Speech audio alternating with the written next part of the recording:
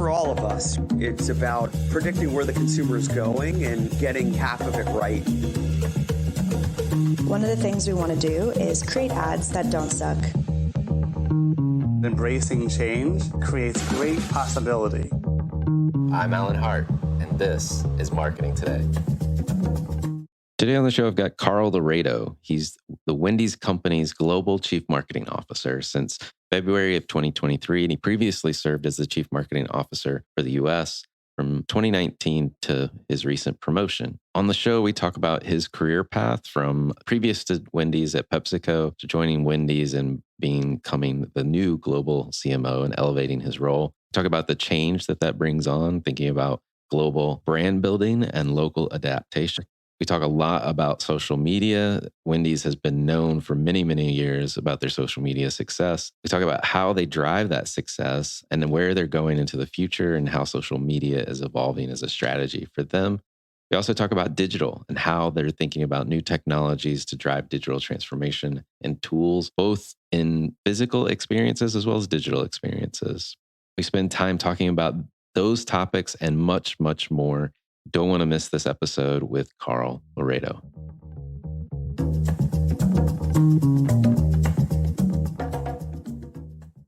Carl, welcome to the show.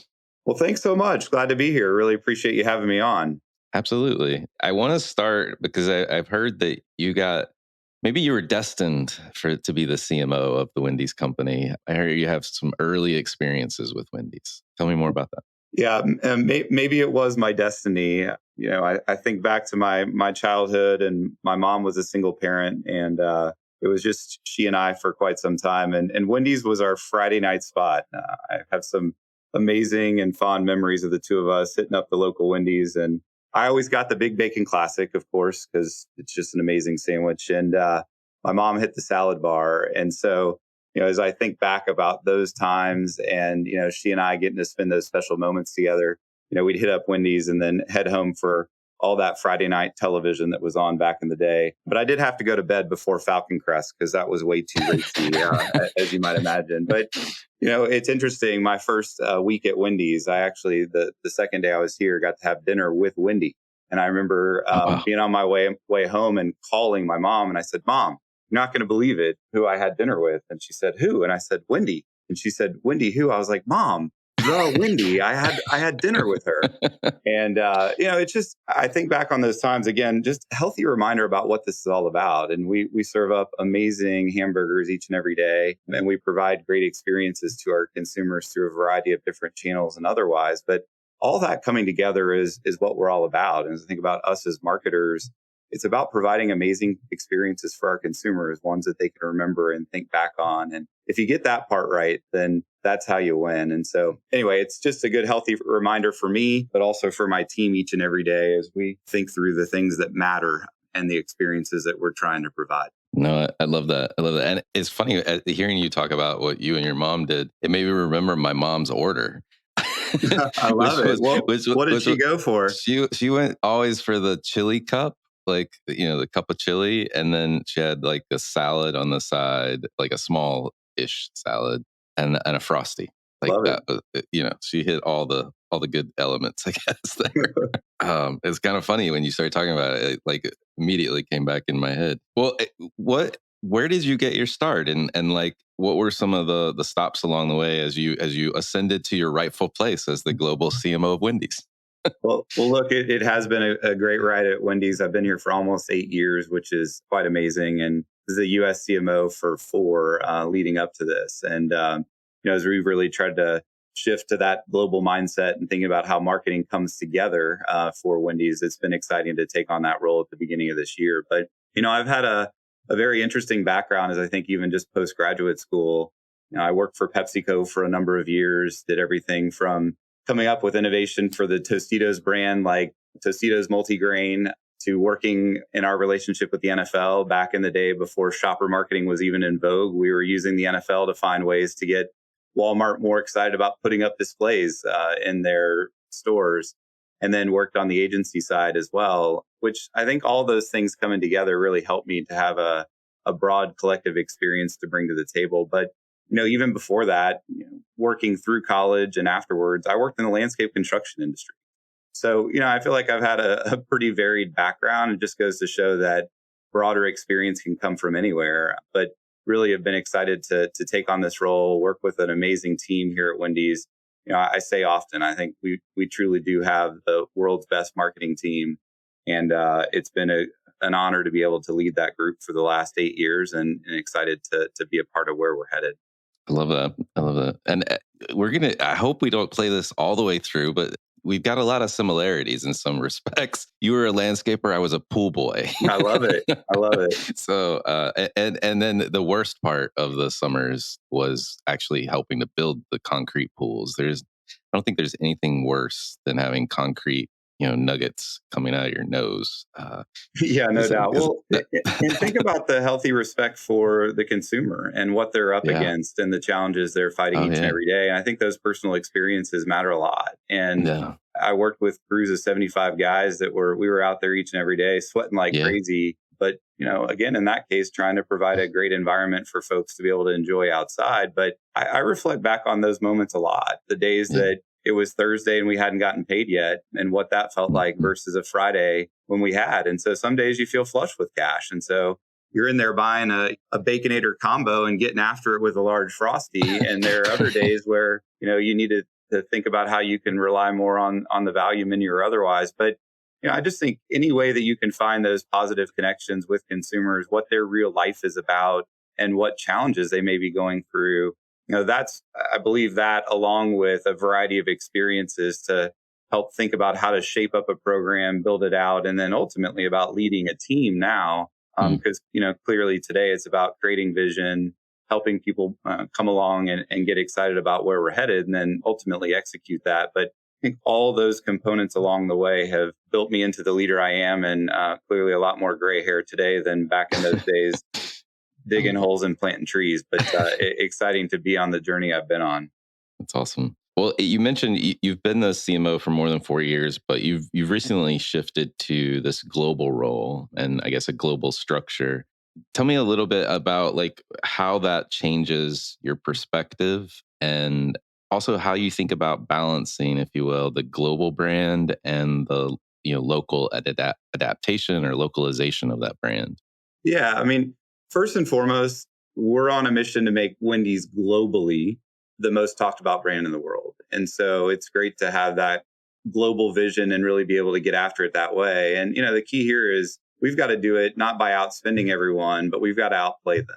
We've got some competitors that clearly have bigger budgets, and we've got to figure out the best way to pave our conversations by really thinking about what matters to our consumers, being authentic and having two-way dialogues. And it doesn't matter whether we're in the US or in, one of the 40 countries that we're involved in, that's what matters. And so, that's ultimately what we've begun to think about. And here we are as a great US brand that was started by Dave Thomas in 1969, really to be the antithesis of what was available at the time. And that's what's led to this global challenger brand that we've always been. Better food, fresh, never frozen, Frosties made with real milk, and ultimately making sure that consumers know that that's what we're all about. So I love the fact that I get to partner with our global teams now and really thinking about the overall strategy for Wendy's and then how do we roll that out to the various countries and ultimately what's applicable to the consumers in that way. So, that's what we've really been getting after. Those authentic conversations look a lot like what we did on Twitch, first verified restaurant account to be a part of that. What we did in the Wendyverse with Horizon World, how we broke Fortnite, destroying freezers in the game. All those things cross borders. They're not just for the US. They're things that people all around the globe are participating in. So trying to find a way to do that and really think through it. So we now have the full global team thinking about the 7,000 restaurants we have out there, 30 plus countries around the world, and really trying to find a way to disrupt QSR across the globe. So when I thought about reimagining the organization, it was around how do we drive speed and consistency to accelerate that global growth? And then more importantly, tap across, all the resources within the marketing team to think about the US, but also every region, every country, every day. And that's where I think that there's some efficiencies and a lot of learning cross borders that really can help us out. So we're excited about where we're headed with this. I also believe that it's going to help us treat our consumers like fans, like the friends they are for us. And so it doesn't matter if it's US or otherwise. We don't see our consumers as transactions. They're real people. How do we engage with them? Making sure that our fans feel seen, understanding the nuances of each market and culture. So trying to figure out how that comes together.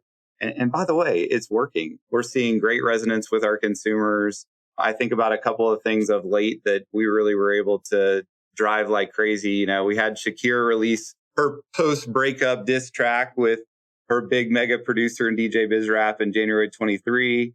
The collab was announced with a picture of both stars and a caption that just simply said tomorrow. And then here comes Wendy's getting on the action saying, hey, we're here for the beef. Great stuff in terms of fan reaction. And so just trying to find ways like that ultimately we can take the realization that we certainly are a U.S. brand. We were started here, again, back in 69, but we're applicable to all countries around the world. And so finding ways that we can cross those borders, have the conversations in the right way, and make sure that we're, driving interesting engagement with the consumers around the world is what we're all about. Well, I really appreciate all those examples too. I mean, it brings it to life in a much more interesting way as well, and how you're also trying to drive cultural relevance with everywhere that you're going as well. One of the things I want to talk a little bit more about was your social media efforts. You guys have been known as somebody that does social media very well. I've seen a lot of success in that space as well. How are you evolving and adapting as social media changes over time? Yeah, it's interesting how the space has continued to change and evolve. It all starts with that one-to-one conversation that I mentioned earlier, and finding ways that we can evolve with the consumer. And so, early on it was text-based, and that was the path that we were approaching. And so, understanding what was up with our consumers, really focused on what mattered to them. We were doing people's homework and going 7 layers deep in Disney conversations because we knew that mattered to folks, and really being able to have an engagement just in a different way. I remember someone reaching out at one point and said, wow, you guys know a lot about WWE. It's like, man, we know a lot about everything, and we want to have conversations that matter with folks. But it has evolved. And so, you just think about the shift to video, and we got to take risks and really embrace the evolution of that digital presence. So it would have been easy to go on for the next iteration of National Roast Day and just do it again on Twitter because we'd had such great success, a ton of different brands engaging with us. But we took a look inside and said, you know what? We got to figure out how to be different for our fans. They're all over TikTok. Video as a component of the platform is really important. And so decided to move National Roast Day over to that platform. But hey, not without a bunch of risk. It's the first time ever that Wendy had really taken on a persona of herself. First of all, Wendy is a real human being. I know her. I had lunch with her last week. Right. And so making sure that there's the Wendy that people see and hear and understand Wendy's to be today, but she is a real human being. What she talked like, what she felt like. And, you can imagine, Alan, when you start roasting someone, it's a little different when it's just text and you sort of say it in your head, or a producer on a television show plays back what goes on. It's very different when all of a sudden it's a 37-second clip of Wendy, and that's what you see in, an animated form. Right. The challenges behind how do you create that, the AI that was required to be able to produce over 200 videos in less than 2 days. And so there was a ton of risk in trying to create that, but we spent a lot of time working through it, tested with consumers to make sure that they were interested in seeing a Wendy that talked and felt and had emotion and what that could be. And so, that was what was really exciting about that move, but also the risks that were associated with it. But the results, more TikTok followers in 72 hours than all of 22. We actually broke the TikTok comment function. Seems to be a theme here, Alan. We break things a lot. We break things. Yeah. But that's kind of our goal. And then we earned over 335 million media impressions, including segments on the Today Show and a variety of other things. And I think we had over 60 million views of National Roast Day. So at the heart of it, it all came together really well, but certainly without some risk. So that's a great example of just sort of the world of Twitter to what we did in TikTok. In comes Threads, right? Right. And, to be on the forefront of culture, you also got to enter into some uncharted spaces, I would say, and really jump in alongside with our fans. We knew a ton of them were getting in on the Threads action. It's like, all right, how do we want to do this? New platform, new rules.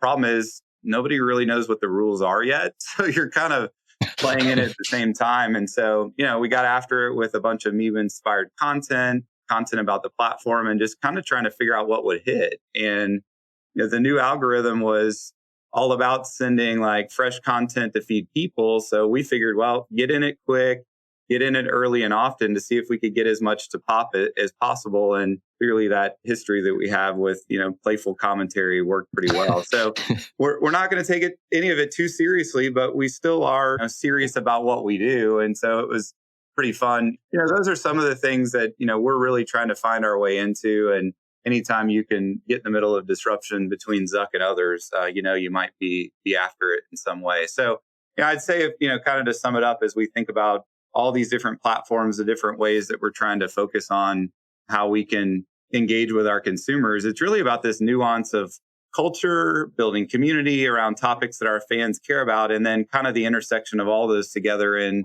cultural places that matter to them. So, like I said, we like breaking things, but it's indicative of what we do. But gaming, first verified restaurant account on Twitch, Wendyverse on Meta's Horizon World, and breaking Fortnite when we were destroying freezers in the game back in the day, on Spotify, like creating our own playlists. We had Launch We Beefin' to be out there in our own way with our own songs. And then even just in some of the engagement we've had around sports, we haven't talked a lot about that, but really owning March Madness, the way that we've approached NASCAR, and a bunch of different approaches to those components. I think what you see is we get involved in various platforms we know that matter to our consumers, but then we do it in such an authentic way that we're building on the experience versus feeling like a brand that just jumped in, slapped a logo, and became disruptive. If we all do this right, you're actually creating that additive experience. And going back to where we started, Alan, is everything you're doing coming together to create an engagement with a consumer that creates moments for them. And so, Right.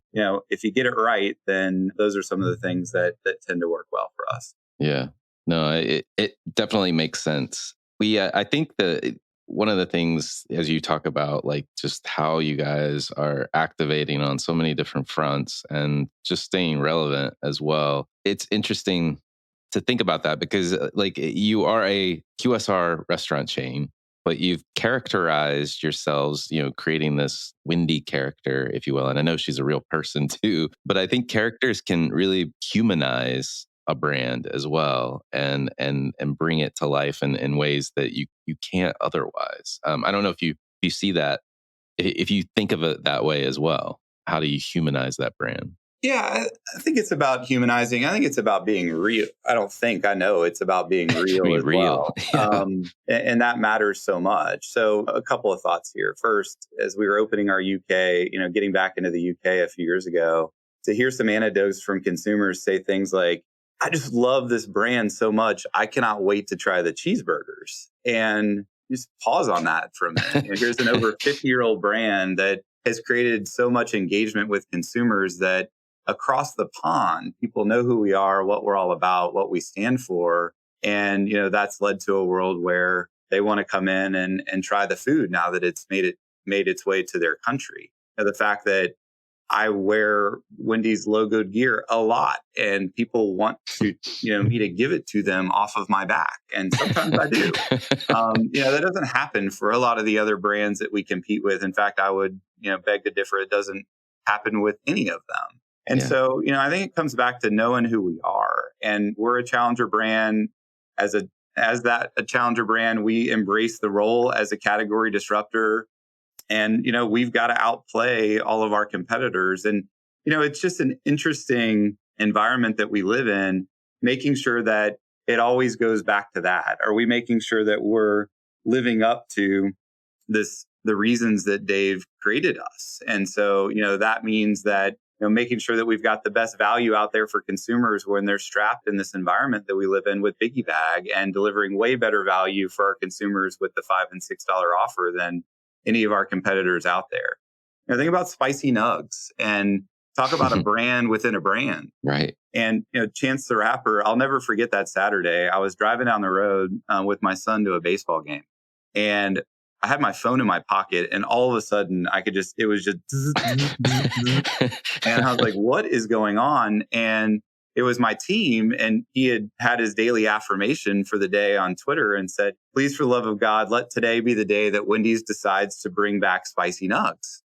And the team, I remember hopping on the phone. I sat in the parking lot. Gage went off to, have warm-ups and hit a few. And he said, "This is the time. Our consumers are begging for us to bring this product back. If we truly live up to who we are and really paying attention to our consumers and what matters to them, like, we should really go think about this." And I said, "All right, we thought about it. Let's make it happen." So, I called Deepak Osmani, our head of operations, and started talking through what we required to be able to make this happen and how we could do it quickly. And, not too long after that, Spicy Nuggs are being reintroduced, and Chance was a part of it. But it's those things. It's the fact that we all probably could admit that hot and crispy fries are the best thing in the world.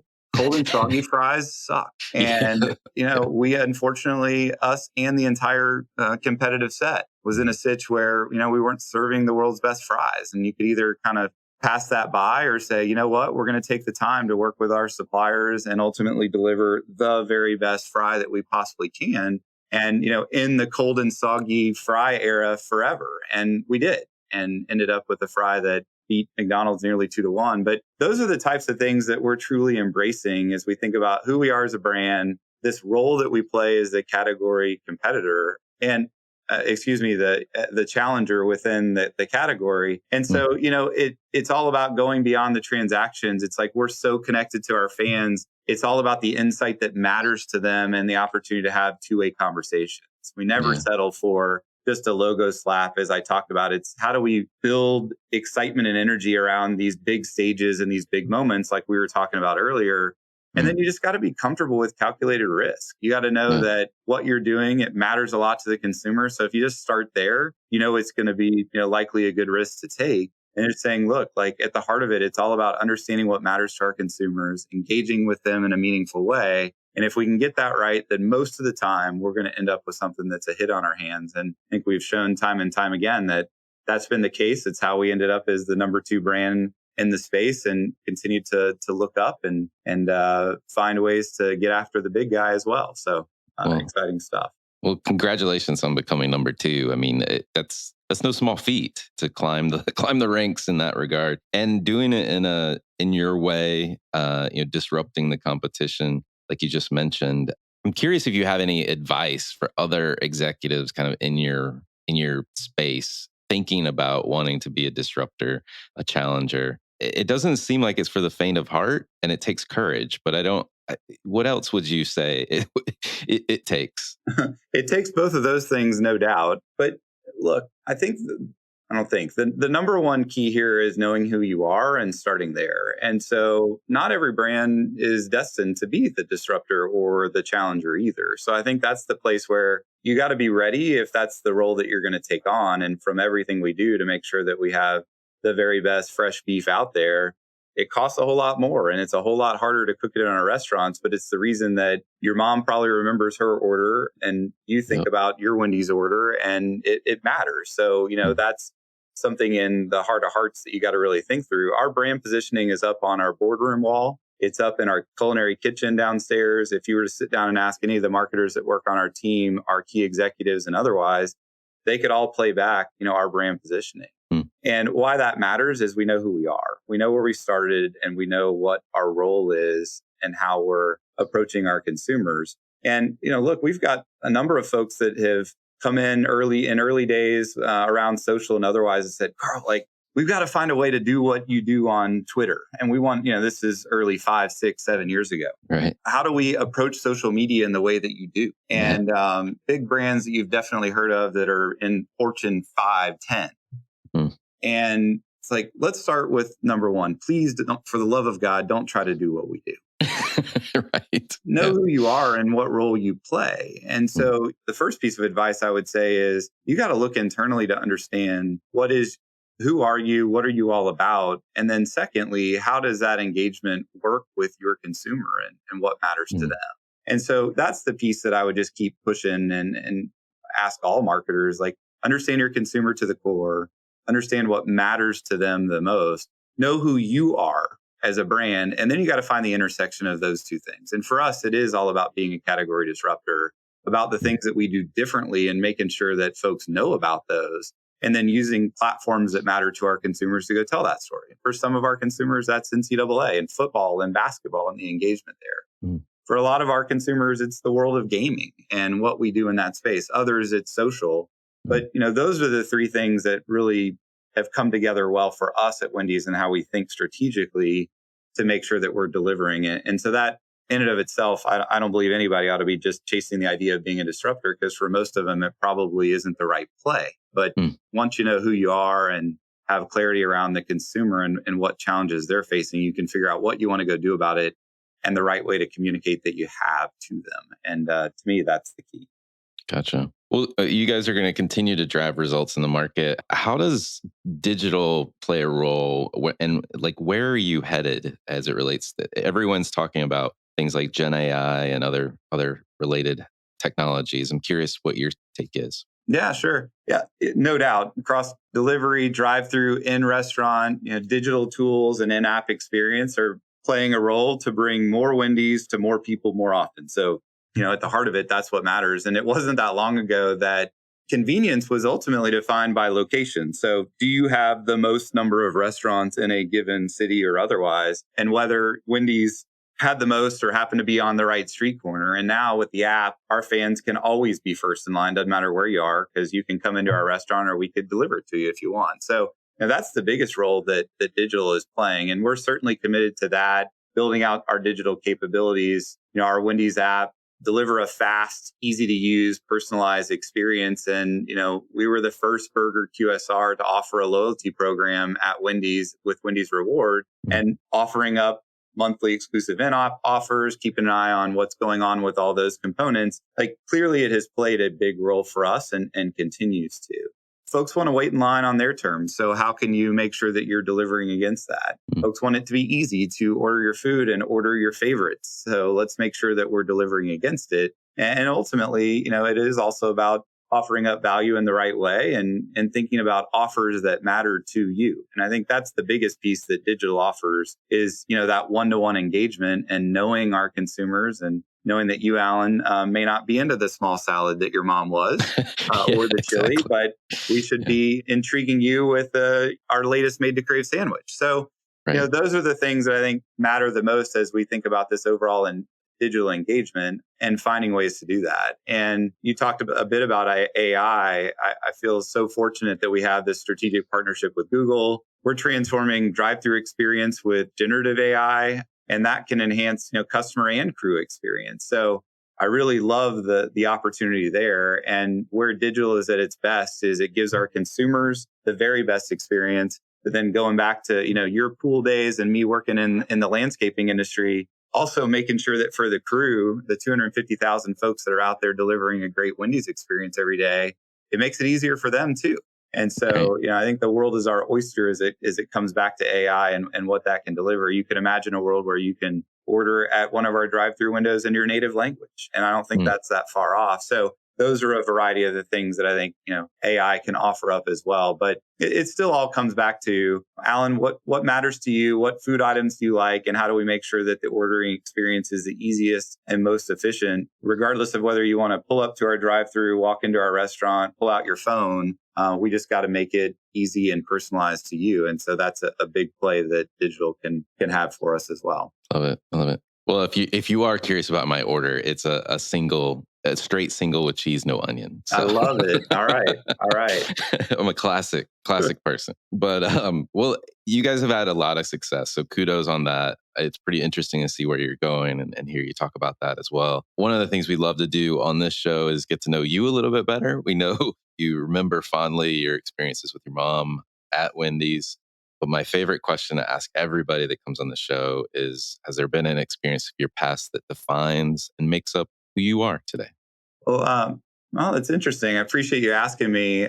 I don't know that I point to one specific experience, but maybe where we started the show, the fact that I didn't come in a traditional path. And as I think about my team and ultimately building out the most high performing teams, it's about a variety of experiences that all come together. So let's pull this thread a little bit. Yeah. I actually have a BA in fine arts. So you might not have imagined that if not looking at, my LinkedIn profile or resume. I thought I was going to be a technical director. What the heck does that mean? It's the person that brings together all aspects of a theatrical production, a dance show, a concert, or otherwise, from the creative director's vision to the lighting team, sound, all that stuff. Like, Yeah. how do you put on a show?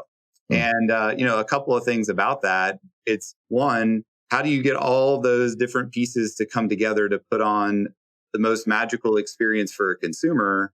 And how do you get that consumer or the audience to have a passionate response to the conflict of whatever that story may be? So interesting that was in the world of theater. And if you kind of think about that as my background, then you go, well, wait a minute, that sounds really familiar to the world of marketing, doesn't it? Yeah, it is. Yeah. So why does that matter? For me and for my team, I think it's about looking for diversity of thought and diversity of approach. And so if you hired everyone that, by the way, we've got a lot of folks that have come up through traditional marketing path as well. But at the heart of it, it's about understanding a consumer. It's about knowing what matters to them. It's about bringing together cross-functional nature of what we do each and every day. And whether that's for a show or a concert or putting on the month that is NCAA college football and Final Four, all those things have to come together in this concert of engagement and then ultimately delivering a great experience. So I've got a great team that comes from a variety of different backgrounds, and certainly some of them have a more traditional path of Fortune 50 CPG traditional marketing. And we've got folks that have come from lots of other industry and working in different ways. So I don't know. I'd say I go back and realize that I didn't have like one specific experience or a really traditional background, but that's led to a very different approach to the challenges we have each and every day. And so like that for the team as well, and probably important in the way that we build it out. No, it makes sense. And I can't help but think that an idea for you, I'll just leave this here. It's an idea, you don't have to take it, but is Wendy's a Broadway show? There you go. Well, it's funny you say that. We did a partnership back with, I guess it was 2 years ago during COVID on Annie. So interesting, it was filmed live for TV back in the COVID days. And it was like, here's a interesting story about an orphan, clearly with the Dave Thomas Foundation for Adoption. It matters a lot to us. And a redhead named Annie, kind of an interesting combination in the way that we thought about that partnership. Yeah, for sure. Well, if you were starting this journey all over again, what advice would you give your younger self? I don't know that my younger self would listen to me a whole lot. I have twins that are 15, and I can assure you they're not listening up to dad, all that. I'm just kidding. They're great kids. If you're listening, Ainsley Engaged, love you a ton. And you guys are awesome. Advice for my younger self. As we talked about, I think that the journey has been it's been quite non-traditional. And that's led to a great career and an unbelievable experience. And again, having the privilege of leading the global team here in marketing. I don't know that I would have changed anything, but I think making more strategic choices and being overt in those choices, and then ultimately either building on the success there or making the next strategic choice to evolve beyond that. I tell my team all the time, let's make a choice and let's go all in on it and ultimately live and die by the results of it rather than sort of iterating our way to some outcome. And so I think the more that you can be overt in the things that you're choosing to do and choosing not to do, and then ultimately from that aspect, being able to live and die by those results is really important. So that might be something that I would approach slightly differently. And in leading early teams and some of those things, I think we have a tendency in big companies to go chase a lot of things that clearly all of them could be really important and deliver a result. But I tell my team all the time, in the absence of strategy and prioritization, any idea can seem like a great one. But take the time to prioritize and take the time to think about the strategies and what's going to have the biggest impact and making sure that we're going after those in the biggest way. And I think you look back on any year that I've had and the successful ones and the ones that have been more challenging, it almost always comes down to 3 to 5 things that we did really well or a place that we may have missed. And so the better and quicker you are at identifying the biggest things that are going to have the biggest impact and making sure your teams are focused on those, I think the better chance you have for success, day to day, week to week, and throughout the years. So I don't Love know. that. I don't know if Carl at 15 would have understood or listened to that advice, but that would have been a piece. I love it. I love it. Well, is there a topic either you're trying to learn more about or you think marketers in general should be learning more about today? Well, there are so many topics I would like to know more about. I think the topic as marketers that we just have to continue to get after is consumer, consumer, consumer.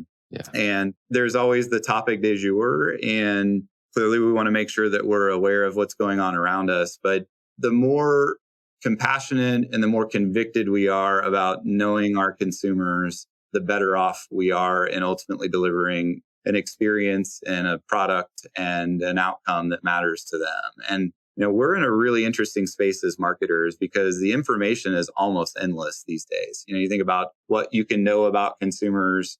They're willing to share a lot of information about themselves to be able to get that better experience. And that's a engagement that consumers and a journey that they're certainly willing to go on. We've seen that time and time again. And so I think the more that you can understand them, the better. Now, I tell my team as well, look, information is interesting. What's the insight behind it? So really understanding the insight behind a behavior, what they're doing, how cohorts are acting, and how might we go approach that is what matters the most. And so continuing to just be compassionate, engaged, and interested in our consumers. And one piece I'll share with kind of our overall marketing community, I always talk about gift giving as an example and really trying to continue to push that muscle of understanding consumers really well. And so about middle of November, I start reminding my team, if you're out buying gift cards for your family members and the people that matter the most to you as a marketer, shame on you.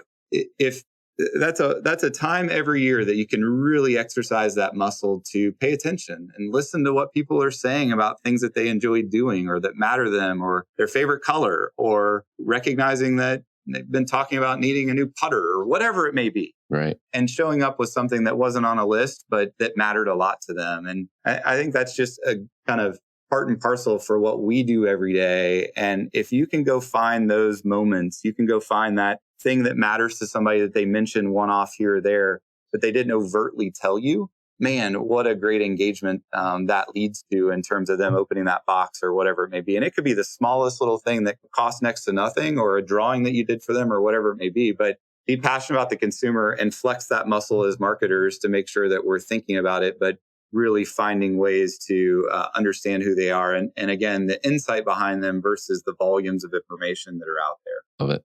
Love it. Well, are there any trends or subcultures that you follow or you think other people should take notice of? Oh boy, there's the subcultures.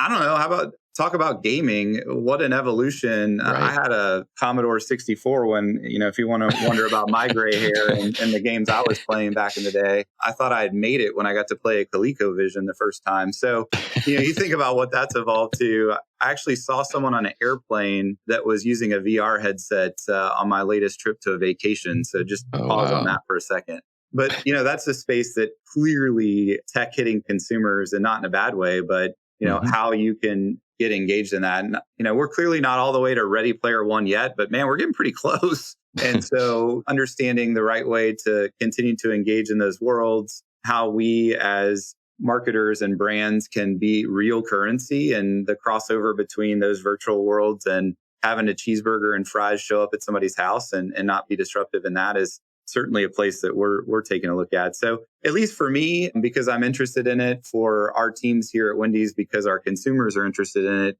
and just because it's clearly something that is evolving at an exponential pace, I think gaming's definitely one for all of us to pay attention to and try to figure out how to use all those darn buttons. I grew up with a joystick and one button on the Atari, and now my son's like, "Hey, you want to play some Madden?" I'm like, "Sure, let's get after it, except you have to play with one hand because otherwise it's not fair."